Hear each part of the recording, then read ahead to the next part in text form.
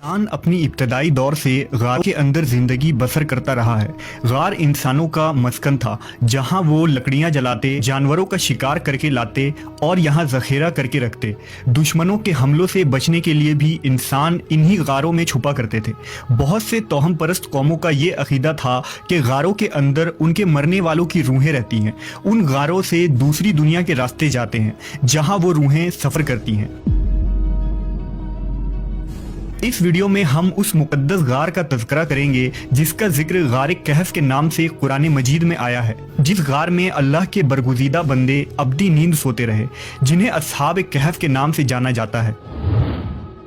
आज से हज़ारों साल कबल रोम के शहर एफसुस में एक जालिम और मुशरिक बादशाह की हुकूमत थी, जिसका नाम दकियानूस था। उसकी हुकूमत में जो शख्स भी बुत परस्ती न करता वो उसे कत्ल करवा देता। उस शहर में कुछ नौजवान रहा करते थे जो तौहीद परस्त थे और जिन्होंने बुत परस्ती से इनकार कर दिया था। जब बादशाह को इन बागी नौजवानों की खबर मिली तो उन्हें अपने दरबार में बुलाया। जब वो बादशाह के सामने हाजिर हुए तो अपना अकीदा बेबाकी से जाहिर कर दिया और कहा कि हम एक अल्लाह के सिवा किसी के आगे हरगिज सर न झुकाएंगे।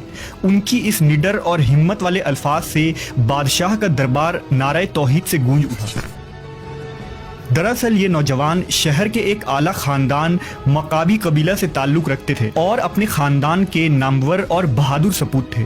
उन्होंने खुले आम बादशाह के मुशरिकाना मजहब का इनकार कर दिया और उसे चैलेंज कर दिया। दकियानूस ने उन नौजवानों को 3 दिन की मोहलत दी कि ईमान से फिर जाओ वरना तुम लोगों को सूली पर चढ़ा दिया जाएगा। जब 3 दिन गुजर गए तो तीसरे दिन वो लोग कुछ माल और तोशा लेकर रात के वक्त शहर से बाहर निकल गए। बयाबानों में चलते चलते सुबह हो गई और वो एक पहाड़ी सिलसिले के करीब पहुंच गए, जहां एक गहरा गार था। लिहाजा कुछ देर आराम करने के लिए वो उस गार में जाकर लेट गए, जहां उन्हें गहरी नींद आ गई।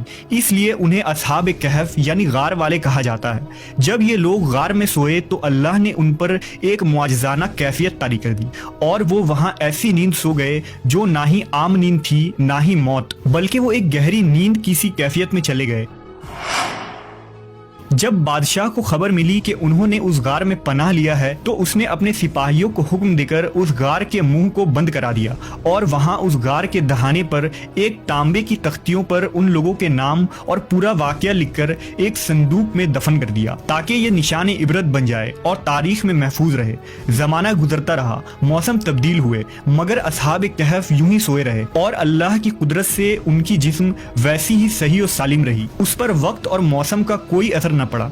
यूं 300 साल से भी ज्यादा का अरसा गुजर गया और अब एफसुस शहर में बेदरूस नाम के बादशाह की हुकूमत आ गई। बुत परस्ती का दौर खत्म हो गया था, लेकिन लोग नई नई फितनों में पड़ गए, जिसमें एक फितना ये था कि लोगों की एक बड़ी जमात ने मरने के बाद फिर जिंदा होने और कयामत आने का इनकार कर दिया था। लिहाजा बेदरूस ने अल्लाह से दुआ की कि उन लोगों को हिदायत नसीब फरमाए और अपनी कुदरत का कुछ ऐसा नज़ारा दिखला दे कि वो ईमान ले आए। अल्लाह के हुक्म से उस गार में सोए अस्हाब कहफ नींद से बेदार हो गए। बेदार होने के बाद वो एक दूसरे से पूछने लगे कि हम यहाँ कितनी देर तक सोए। किसी ने कहा 1 दिन, किसी ने कहा 1 दिन से भी कम। उन्हें इस बात का कतन इल्म न था कि बाहर दुनिया ही बदल चुकी है और वो कितने अरसे यहाँ गनूदगी में थे। जब उन्हें भूख लगी तो उन्होंने मशवरा किया कि किसी एक को चांदी के सिक्के देकर बाजार भेजा जाए ताकि हमारे लिए कुछ खाने का इंतजाम हो जाए। जब उनमें से एक शख्स शहर की तरफ गया तो हैरत ज़दा रह गया। उसने शहर को बिल्कुल तब्दील शुदा पाया।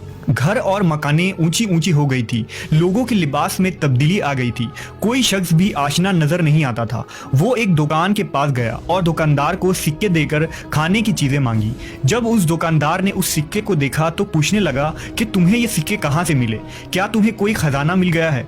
ये तो सैकड़ों साल पहले वाले बादशाह के सिक्के हैं। जबकि अस्हाब कहफ का वो साथी इस बात पर इसरार करने लगा कि ये इसी दौर के सिक्के हैं। लिहाजा इस बहस की वजह से वहाँ भीड़ इकट्ठा हो गई। उस शख्स ने कहा कल दकियानूस हमें कत्ल करने वाला था, लिहाजा हम उससे भागकर एक गार में छुप गए थे।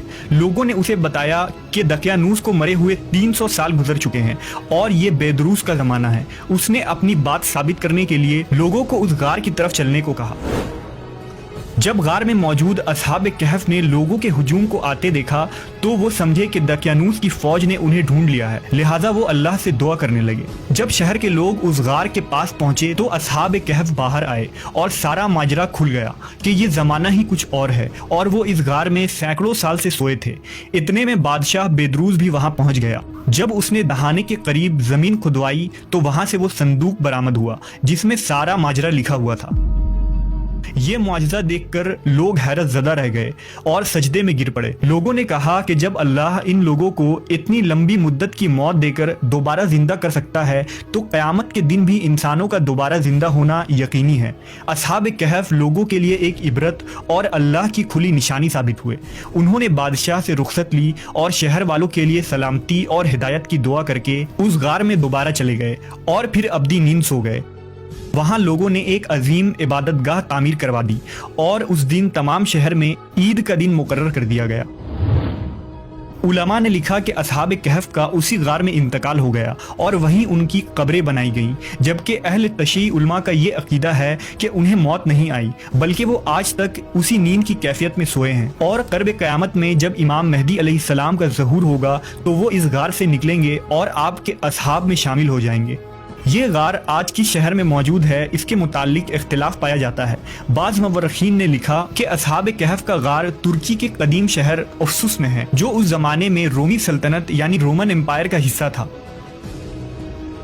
बाज़ तारीख दां का कहना है कि ये गार उर्दून के रजीब नामी पहाड़ में मौजूद है, जबकि कुछ लोगों के नज़दीक ये गार शाम के सरहदों में मौजूद है जहां हज़रत अमीर मुआविया के दौर में इस्लामी लश्कर पहुंच गई थी, मगर उस गार को यूं ही छोड़ दिया गया।